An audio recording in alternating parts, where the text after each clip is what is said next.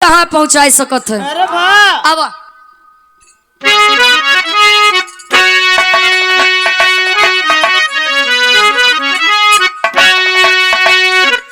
अंकुरित उर में होता यह अहंकार जब लुप्त हो जाती गरिमा है सब ज्ञान की। अधर्म की राह अग्रसर होता है मानव चाह हो जाती मिथ्या सब सम्मान के। असत्य पे सत्य की जीत होती सदा अरे लाख कर ले भले अत्याचारी।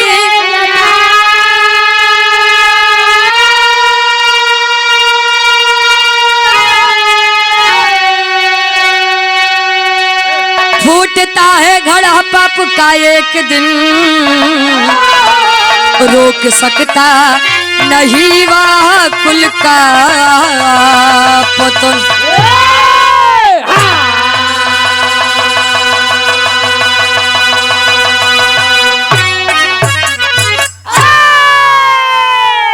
कहे अंकुरित उर में होता है अहंकार जब लुप्त हो जाती गरिमा है सब ज्ञान की। और पुनः आप दीपक दुबे जी कोटेदार साहब बाबूजी के द्वारा आपके द्वारा 500 रुपए का महान आशीर्वाद। किसी भी व्यक्ति के अंदर अगर अहंकार आ जाए घमंड आ जाए तो जान लो ओकर पतन बा। काका हमार बिरहाई रामायण से रहे एक बहुत ही अच्छा प्रसंग रही। कहानी में आनंद भी आ जाए और कुछ नया चीज हो जाए हमारे हिसाब से। हम सबके हिसाब से नहीं कहते अपने हिसाब से। बहुत सुंदर कवि जी गजल के भाव में संकेत करते हैं कैसे।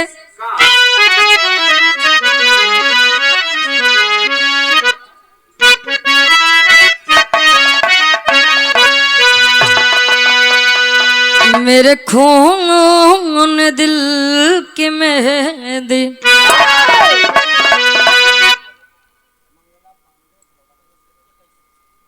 और यहाँ आदरणीय परम सम्मानी जन में सम्मान पाने वाले जो कि परिचय के मोहताज नहीं है आप आदरणीय मंगला पांडे जी धौरहरा से आपके द्वारा 2100 रुपए का महान आशीर्वाद।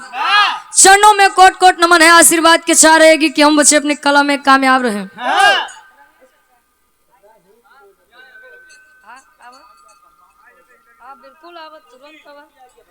और आप जय Bajrang rice mill MRJB rice mill आप रमेश यादव मालिक हैं आप राइस मिल के।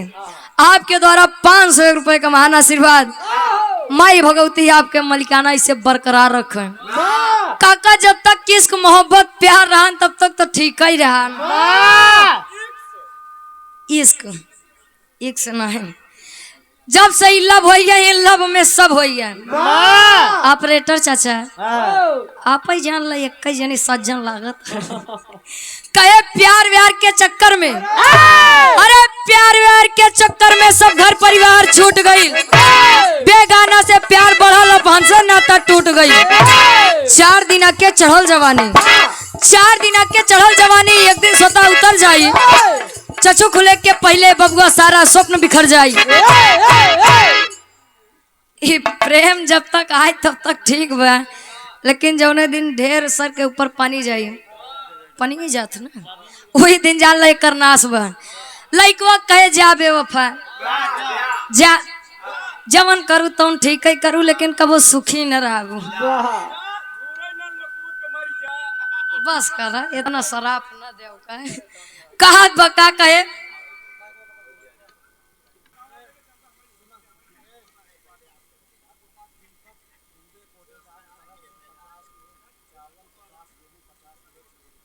फिर भी हमका अच्छा इस कहीं। और आप आदरणीय परम सम्मानित आप दीपक दुबे कोटेदार साहब की तरफ से भंडारे में आप 50 किलो चावल या गेहूं 50 किलो चीनी, चाहे पैसा ले ले आ चाहे राशन ले ले। भैया हाथ जोड़ के विनम्र निवेदन बा, एक स्वर में सबके नमस्ते प्रणाम स्वीकारो। माई भगवती सबके भंडार भरे। आइए आप लोग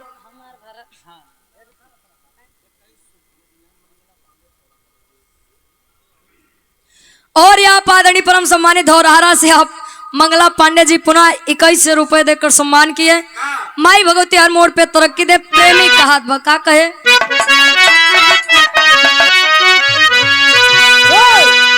अरे मेरे खून दिल की मेहंदी, मेरे खून दिल की मेहंदी हाथों में ना लगाना मेरे वाह।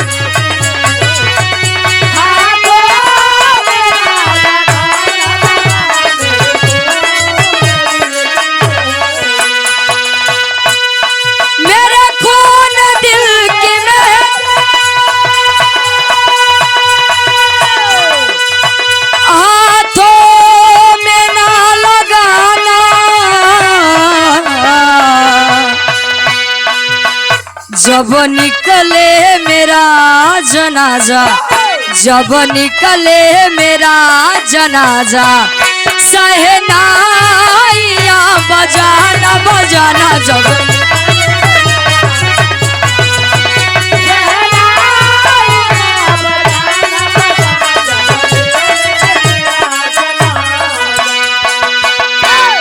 और आप कृष्णा झा के ग्रुप आसपुर देवसरा के प्रोपराइटर साहब विकास अग्रहरी एंड मनोज अग्रहरी भैया जी के द्वारा 100 रुपए का महान आशीर्वाद। लेकिन अगर जीवन मिला है, कहे जीवन में दुख आना पार्ट ऑफ लाइफ है और उसके साथ हंसकर जीवन व्यतीत करना आर्ट ऑफ लाइफ है। जीवन की कला यही है। सुख और दुख सबके जीवन में आवत है। ऐसे नहीं बहुत दुख आई गया तो हे राम हमको उठा ही लेते हैं। हाँ जीव भी आई गए हमारे यार रोज रोज के नाटक से। भाव में तनी गौर करिए, हमारे और आपके फर्ज का बनत है। कवि जी बताओ तो है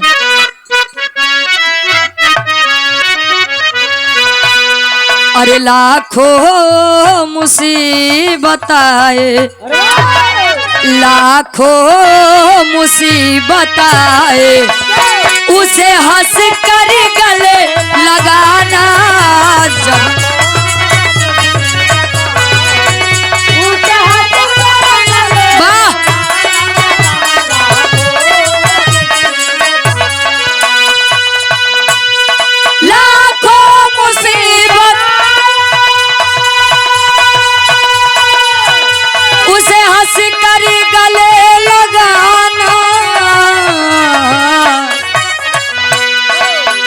कर्मों से हो न विचलित, कर्मों से हो न विचलित, तुम अपना फर्ज निभाना। कर्मों वाह भैया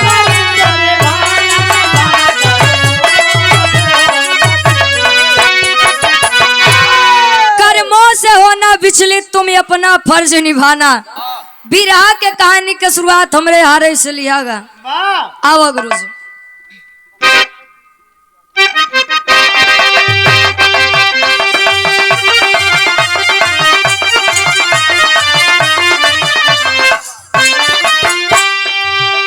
होता समय बलवान वेद शास्त्र बताते, होता समय बलवान वेद शास्त्र बताते, होती उन्हीं की जीत जो पग आगे बढ़ाते।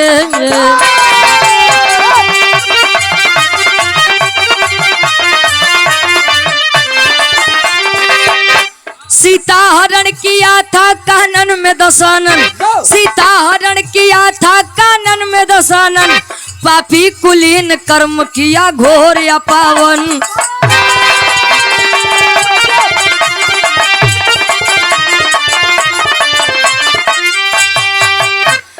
दल के साथ सागर तट पे आए खरारी, कभी दल के साथ सागर तट पे आए खरारी, कभी दल के साथ सागर तट पे आए खरारी, कभी दल के साथ सागर तट पे आए खरारी। शिवलिंग स्थापना की किए राम तैयारी।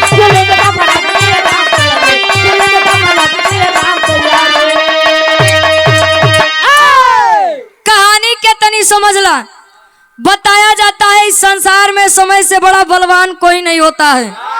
समय यदि चाह ले तो राजा से रंक, और समय चाह ले तो रंक से राजा बनाने की हिम्मत रखता है।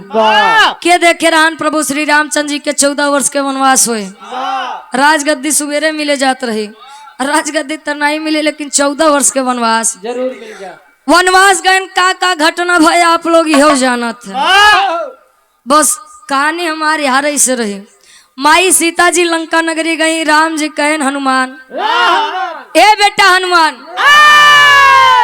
कहे लंका के नाश तो हो वही करे, हम चाहते कुछ बढ़िया कुछ नेक काम हो जाए। कहन कैसे? कहन हम चाहते शिवलिंग की स्थापना हो जाए। हनुमान जी से प्रभु श्री रामचंद्र जी कहते हैं, एक लाइन गीत लगत बा, Lakhan pad and sound service. हाँ पी हमरे चाचा जी, वाह हमरे आगे हाथ जोड़ ले बहुत। 101 रुपए का महान आशीर्वाद। बस बस भंडारा में आए जोन भी आपका की दीदी चाची लोग भोजन न किए हो, प्रसाद न लियो, हाथ जोड़ के निवेदन भाई आप लोग प्रसाद ले ले जाओ। आदेश बा कोनो नहीं न मिले दुल्हन अपने दुल्हा से कहे का कहत बा,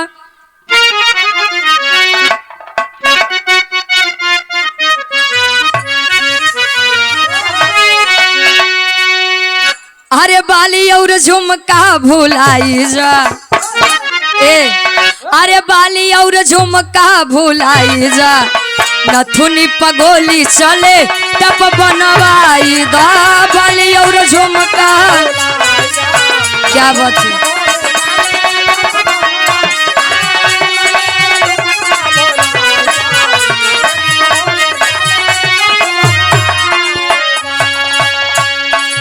लेकिन प्रभु श्री रामचंद्र जी कहते हैं हनुमान जी से का, मानवा के मन सा पुराई दो,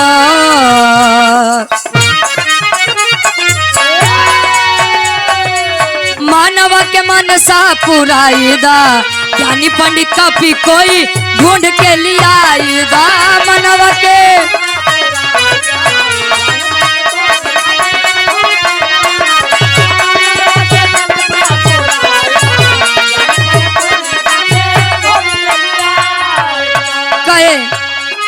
सामत तोहरा में बाटे कपिराई, अनुष्ठान भी प्रजी से देता करवाई।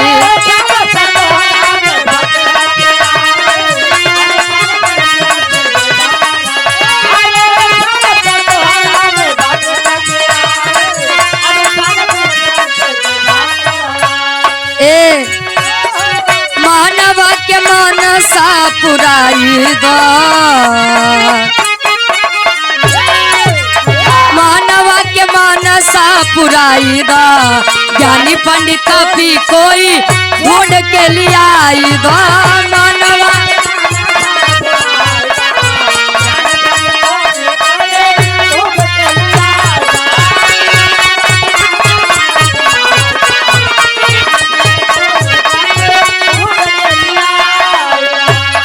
और आप कमलेश यादव जी आपके द्वारा 101 रुपए का महान आशीर्वाद। विकास साड़ी सेंटर राजपुर देवसरा से आप राजकुमार अग्रहारी उर्फ भगेलू सेठ बाबूजी के द्वारा 101 रुपए का महान आशीर्वाद। हनुमान जी से प्रभु श्री रामचंद्र जी कहन, हनुमान मैं शिवलिंग की स्थापना करवाना चाहता हूँ। कहे तब कहे जा जो इस संसार का सबसे ज्ञानी पंडित हो, संसार का सबसे विद्वान हो, उसे लेकर आओ, पूजा पाठ करवाओ। कहे अच्छा हम आई कहे जाई, कहे स्वामी क्यों को और भेज दे, हम बार बार भेजे थे। कहे तो का काहे बार बार याद देवावे के परत है कि जवन काम तू कह सकत है उ और क्यों नहीं कह सकत। बाकी सब से ना तो बस जय श्री राम करे बदे कहे ठीक बा, जब जाए के आए तो हमरे नजर में ब्रह्मा जी से ज्यादा ज्ञानी पंडित क्यों नहीं बे। ब्रह्मा जी लगे गए, ब्रह्मा जी कहन कस बजरंगी हिया सब बढ़िया बा, कहे बढ़िया हो तो हिया का करे आई। हमरे प्रभु श्री रामचंद्र जी शिवलिंग की स्थापना करावे चाहत है, आए आपके बुलाए हैं। कहे कि जो संसार का सबसे ज्ञानी पंडित हो आप उसे लेकर आइए और अनुष्ठान करवाइए। कहे तब हनुमान हिया का करे चला आया, संसार का सबसे ज्ञानी पंडित मैं नहीं। कहे तब क्या, कहे हमार पनाती रावण है। कहे का प्रभु ओ नहीं से युद्ध फनब नहीं लगे तू भेजा था, अबे गए रहे आधी लंका जार के आई बाटे। कहे जा नहीं तो लौट जा। कहे ठीक बा, हमरे प्रभु के बात बच जा तो एक बार पूछे थे। आयन प्रभु श्री रामचंद्र जी से पूछत है, प्रभु श्री रामचंद्र जी आज्ञा देते हैं। तेरी के भाव में कवि जी लिखत है,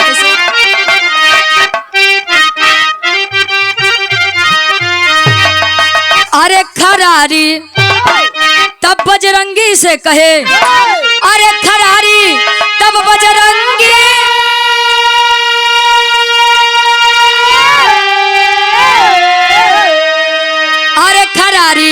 तब बजरंगी से कहे, अरे तो लंका पति दशानन के अलावा बलकारी, अरे बलकारी, अरे बलकारी।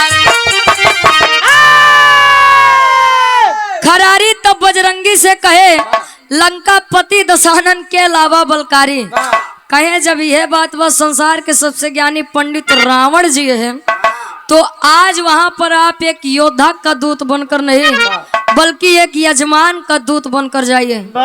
राम जी के आज्ञा पाई के उड़ान भई देन चौक के भाव में कवि जी लिखा। पंकज यादव मेडिकल स्टोर देवसरा से आप भैया जी के द्वारा 101 रुपए का महान आशीर्वाद। कहे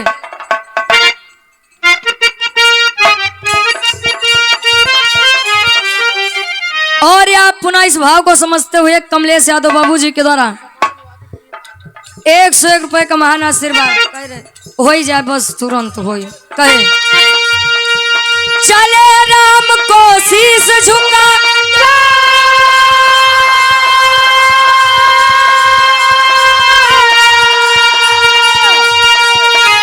गावत हरि गुणगान चले,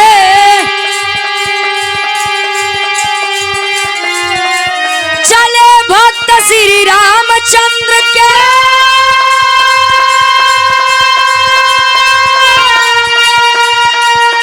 लंका के दरम्यान चले, और चले काज हरि हित में करन को, चले काज हरि हित में करन को, पवन पुत्र हनुमान चले।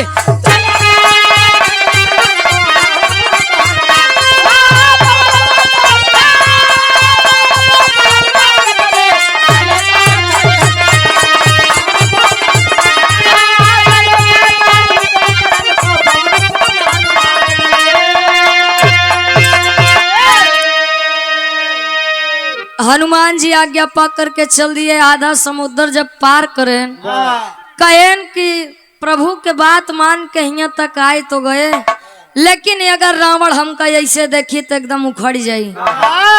आवे बरे मानी न मानी, लेकिन उल्टा 4 बात सुनबो करी। कहे काम करत भेसवा बदल लेत न छीन पाइए न नाटक करिए, आई के पूजा पाठ लंका नगरी में प्रवेश करे, लेहन एक बुढ़वा का रूप बनाए, हाथे में डंडा ले ही लतकापत पहुँचे। कस भैया दरबारी रावण जी के लंका ये जय लंकी कहे रावण जी के लंका नगरी है या कहे लंका नगरी आए पूछा था रावण जी के नगरी है ये। शंकर होता है। अच्छा कहे बेटा बहुत दूर से आया हूँ, बहुत जरूरी काम फंसबा हमारा। कहन का काम फंसबा? कहन हमारे घरे पूजा पाठ बा, कोनो पंडित नहीं मिलत बा। बेटवा लहान लगाई देता है। सुने ही रावण जी बहुत बढ़िया पुरोहित वाला काम करत थे। कहे यहाँ युद्ध के तैयारी चलत बा, राम जी से लड़ाई के हतो का कथा सुनोक लगी बे। कहे बेटवा हमारे बुढ़ैया के लिहाज कई लेते हैं। कहे जा कहे अच्छा ठीक है खड़ा रहा जाते पूछ के आई थे आज्ञा दई देन तो ठीक बन ना देन तो कोनो बात ही नहीं बन आज्ञा पायन कहन जा बाबा तो कई अंदर भेजत है आज ऐसे हनुमान जी बुढ़वा के रूप रखे रावण के सामने आयन रावण जी देख के मुस्कुराई देन आज जब मुस्कुराई देन तब हनुमान जी सोचत है का तो पूछिया रही तो नहीं गे आरी बगली देखे लगे आरी बगली पूछो थे अनियर कोयले झोंकता है पीछे देखन कहन पूछिया तो नहीं बे अना ये तो नहीं रोवा बाटे की जानी जाए कि वही बना रवाया है आखिर हंसत के था भरे हैं रावण जी से पूछा था रावण जी कहन कि मैं आपकी अवस्था का मजाक नहीं उड़ा सकता है कहन कबो तोरो ही दिन आए कहन न ये आपके गलत फहमी आटे कि हम आपका देख के हंसत है गलत फैमिली नहीं गलत फहमी बतावत है का एक लाइन गीत लगत बा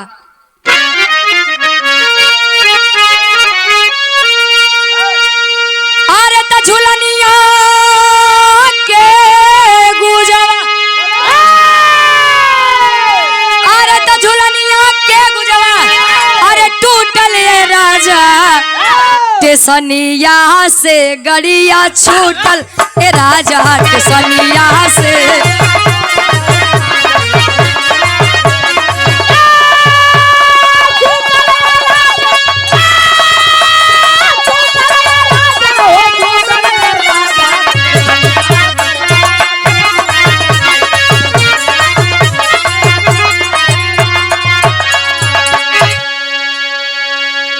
रावण जी हनुमान जी से कहा है वो बुढ़वा रूपी हनुमान से कहा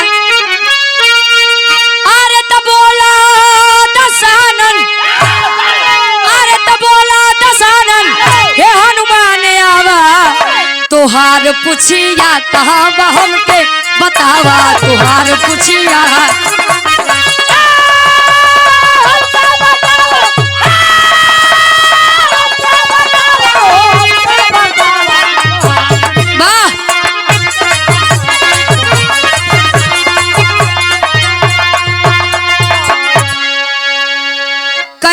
हनुमान कहा यहाँ आया है तुम्हारी असली पहचान तो तार पूछ वो पूछिया का कह डाले है कहन प्रभु पहचान ये है कहन अरे तो का कैसे न पहचाना कुछ दिन पहले आए हमारे लंका नगरी नाश की है रे तो कथ हम जीवन नहीं भुला सके कहन इतना देर से हम योजना बनवत बुढ़वा का रूप धरत न चीन पौवे दे अपने असली रूप में कहीं जब जान इन गया है तो ठीक बा देख ला हम हनुमान नहीं कहे बुढ़वा के रूप बनाई के आया है बेटा ऐसे तो तू ना आया है का काम बड़े आया है कहे सुना बतावत आज मैं यहाँ पर एक योद्धा का दूध बनकर नहीं बल्कि एक लाचार बेबस मजबूर यजमान का दूत बनकर आया हूँ बतावत है का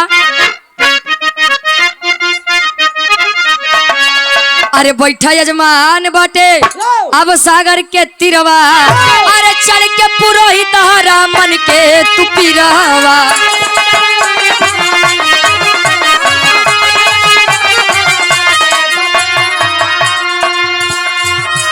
अरे आप शिवलिंग के अरे आप शिवलिंग के पूजा करावा तोहार पुछिया कहाँ बा हमके बतावा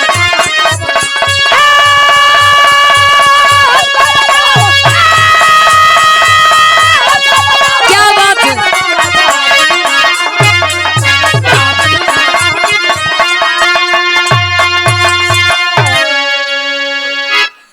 यार हनुमान जी बताते हैं स्वामी मेरे प्रभु श्री रामचंद्र जी समुद्र के किनारे आपकी राह देख रहे हैं काहे बरे शिवलिंग की स्थापना करे चाहते हैं कहे कि संसार का जो सबसे ज्ञानी पंडित हो उसे आप लेकर आइए हालांकि मैं ब्रह्मा जी के पास गया था लेकिन ब्रह्मा जी बताए कि सबसे ज्यादा ज्ञानी पंडित आप हैं आयका लोग जानत हैं मनबू करत हैं स्पष्ट न कहा वो अलग के बात हुआ रावण जी से ज्ञानी पंडित यादव समय में क्यों नहीं रहन। वाह अब यार रावण जी कहन हाँ तू पगला ही गया, दिमाग खराब हो गया है तुम्हारा।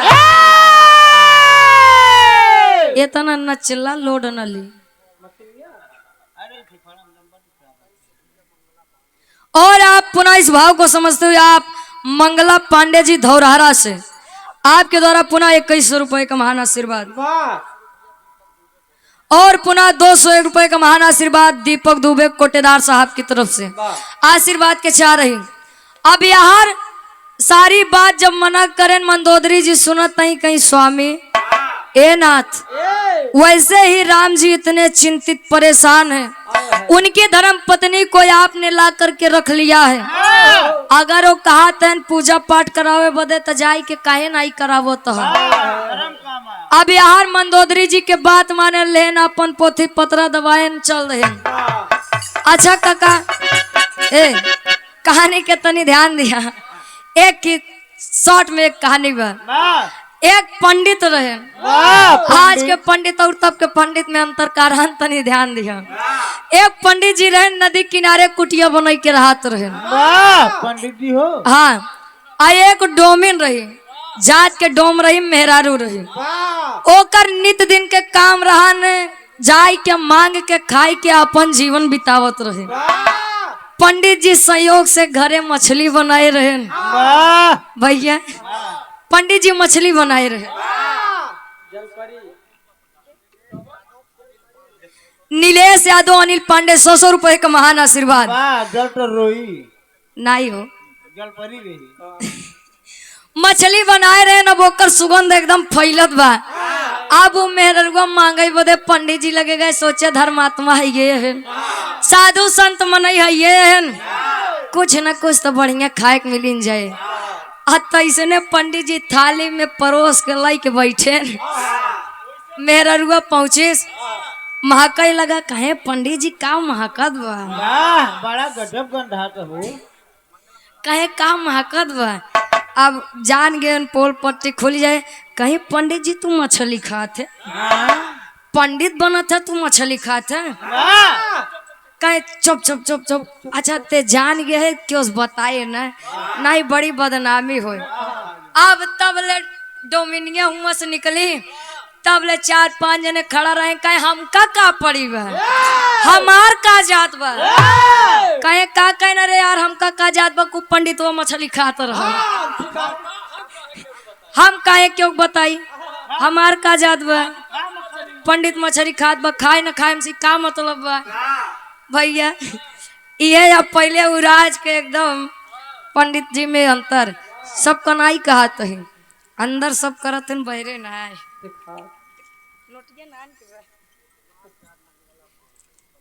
और आप मंगला प्रसाद पांडे जी आपके द्वारा 21 रुपए का महान आशीर्वाद। अब पहुंचन रावण जी, आमने सामने राम और रावण जी बैठा है। रावण जी एकदम शुरू से पूछते हैं आप किस वंश के हैं, आपका नाम क्या है, आप कहां से आए, आपके पिता कौन हैं। कहे मैं रघुवंशी अयोध्या नगरी के राजा दशरथ का ज्येष्ठ पुत्र राम हूँ। कहे यहाँ क्या करता है। कहे मैं 14 वर्ष के वनवास के लिए आया था। वह नीच रावण, वह पापी रावण मेरी पत्नी सीते को ले जाकर के अपनी लंका नगरी में रख लिया है। कहीं तो बड़ी गलत बात बा। देखिए पुरोहित का मतलब ही यही होता है जो यजमान का पूरा हित सोचे। कहे आज हम पुरोहित बना ही। रावण जी कहें राम जी से आपको जो चाहिए आप मांग लीजिए। बिरहा के आखिरी गीत लगत बा कैसे।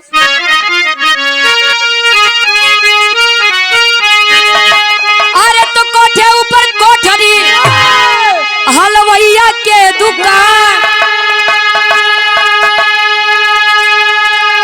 अरे हाथ से लड्डू छूट गया पनवरिया मारे अरे पनवा खैला पनवा खैला राजा हमारी दुकान पनवा खैला राजा बराई मिया दुकान पनावा खाइला राजा बराई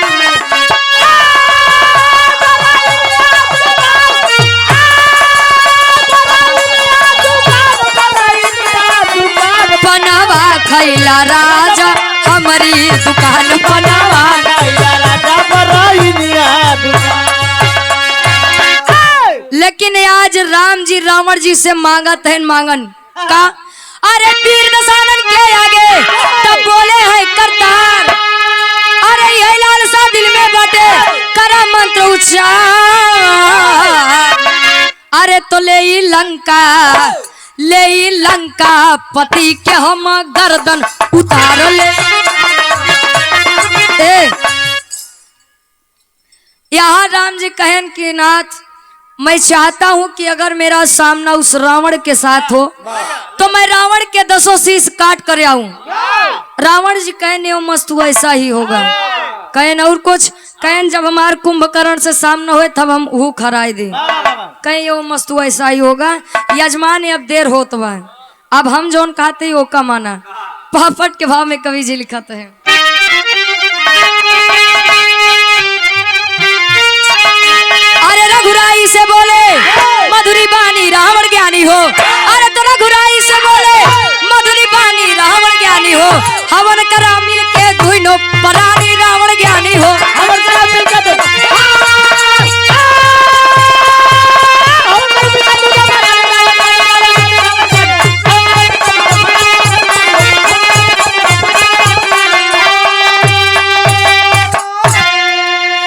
अशोक वाटिका गया दशानन सीता को ले आया हो कैलाश शैल से शिवलिंग लाओ हनुमत को भिजवाया हो अरे आज्ञा पाकर चले हैं बन के खानी रावण ज्ञानी हो तो राम के बगले बैठी सिया सयानी रावण ज्ञानी हो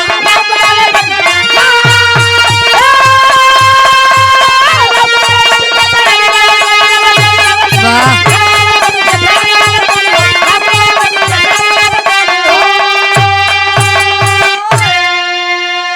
मंगला प्रसाद पांडे जी आपके द्वारा 21 रुपए का महान आशीर्वाद। कहानी हमारे एकदम आखिरी में बा रावण जी बैठे कहे हम चाहते ही स्वामी ये हवन आप दोनों प्राणी मिल के करा कहे दिक्कत तो यह बा कि हमार सीता हमरे लगे नाई यही कहे ठीक बा तू लोग हवन के तैयारी करा हम जाते हैं। अशोक वाटिका जाई के सीता जी का लेके आयन हनुमान जी देखेन कहन का प्रभु ए नहीं बधे ते तना टिटिमा होत बा इतना नाटक होत बा तू इनका इतनी आसान इसलिए आया कहे देखा हनुमान मर्यादा पुरुषोत्तम राम जी कहे जाते हैं हमसे वरदान मांगे हमार 10 सर काट के तब सीता तक लई हैं सीता हवन करे आया हवन कई हमरे साथे चली जाइए जाई के तू कैलाश पर्वत से शिवलिंग लेके आवा शिवलिंग लावे बदे प्रस्थान करें आल्हा के भाव में कवि जी लिखत हैं नहीं गुरु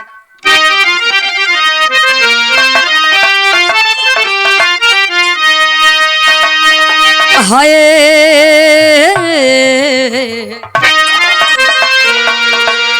हो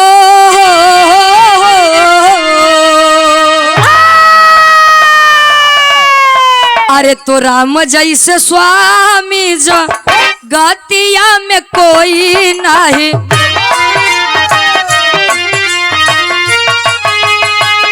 सेवक में भक्त वीर हनुमान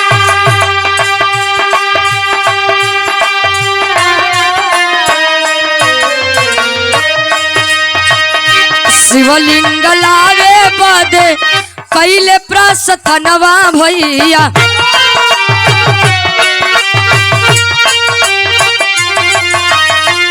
बीतल समैया तब सब करे लन ऊपर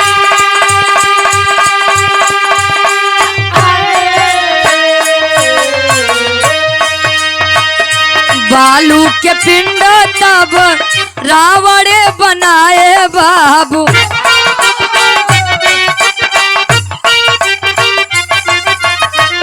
सागर किनरवा कारवले यानुष्ठा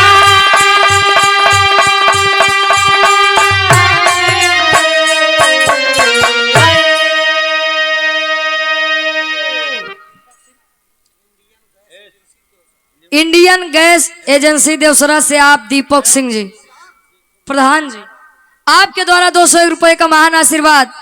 हनुमान जी गए शिवलिंग लाने के लिए। धीरे धीरे समय बीत रहा है, सभी बैठे हैं स्वामी, समय बीतत बा। रावण जी कहें राम जी अब शुभ मुहूर्त भी बीत रहा है, हनुमान जी भी बहुत देरी लगा रहे हैं। वारे रेत से बालू के पिंड से शिवलिंग के आकार दिए, शिवलिंग की स्थापना कई के जैसे सीता जी का लेहन आव सीते चली, जैसे चले करें तब ले हनुमान जी आयन कहन का प्रभु जब तो का बलुई से ही सब करे के रहन तो का करे, हमको उतनी दूर भेजा है। छक्करावा भाड़ा तू दे गरे कहन का करे, हमको उतनी दूरी भेजा, हम हुई तो देख ली ना का कैसे भवा। रावण जी कहन हनुमान तोरे अंदर जितना ताकत होए, जितना बल होए, तू कुल लगाई के देख ला, अगर बालू के पिंड यार से बाहर हो जाए तू जवन कहबे हम तवन हार के जाब। हनुमान जी कहेन का प्रभु छोटा मुंह बड़ी बात करते है, एकत हम अपने पूछिए से हार बाहर कह दे। कहन कहा जी नु कई दिखावा, जितना दम रहन कुल लगाई ले नाई काम करे। हाथे से जब रक्त बहाय लाग माई सीता जी सिंदूर निकाल के रक्त पे लगाई, खून बहा बंद भा। तब से बताया जाता है हनुमान जी को श्रद्धालु लोग सिंदूर चढ़ाते हैं। एक मान्यता यह भी बताई जाती है माई सीता एक बार सिंदूर लगावत रही, हनुमान जी जाई के कहन माई सीते ये लाल रंग का हुआ, कहीं बेटवा ये सिंदूर एक लगाए से राम जी के आयु बढ़त है।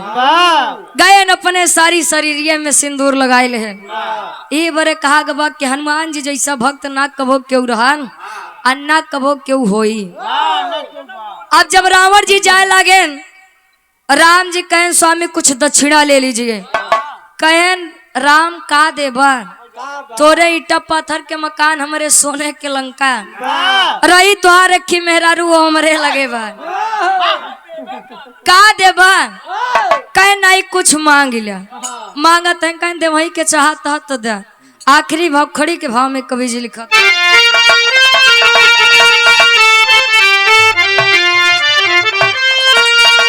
अरे हिले नहीं पिंडा वीर दसानन भी हंसे, अरे तो हिले नहीं पिंडा वीर दसानन भी हंसे, करिया रघुबर लड़ैया समर में हमसे।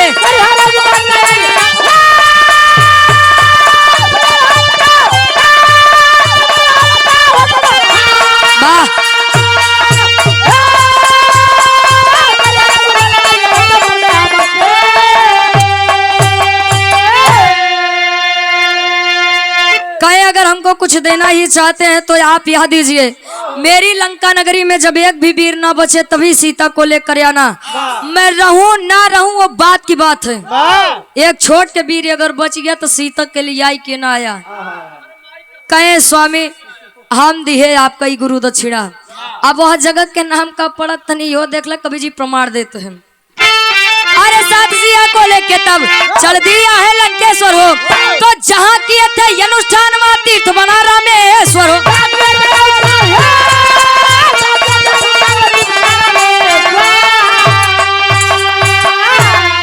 अरे तो दुनिया करती दर्शन अब समर में हमसे, करिया रघुबर लड़ैया समर में हमसे। वह स्थान के नाम रामेश्वरम धाम पड़ा। आज लोग जाते हैं गया जगन्नाथ जी के दर्शन दीदार करते हैं, आए के बाद गया जगन्नाथ जी के जोन भंडारा देते हैं, वह 4 पावन पवित्र ऐतिहासिक धर्म में एक स्थान ही रामेश्वरम धाम है। आखिरी में खानदान के परिचय बा, गुरु बिहारी, गुरु गणेश, गुरु रामलाल गुरकारी।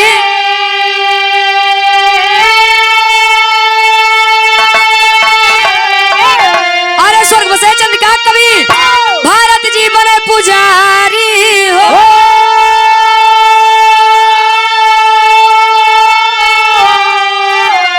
अरे खरारी तब बजरंगी से कहे तो भारत रुचि अब भगवान की लीला नारी, खरारी तब बजरंगी से कहे। क्या बात है।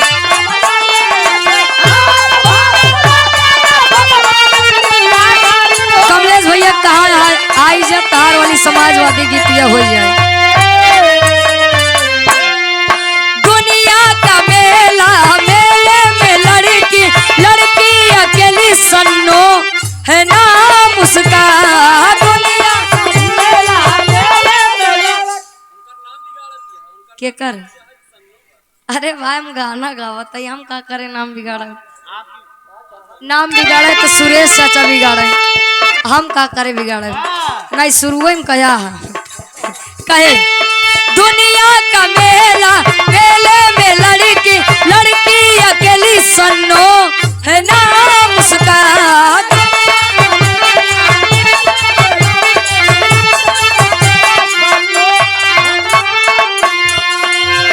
आंखों की कटारी, बाल नागन है कारी,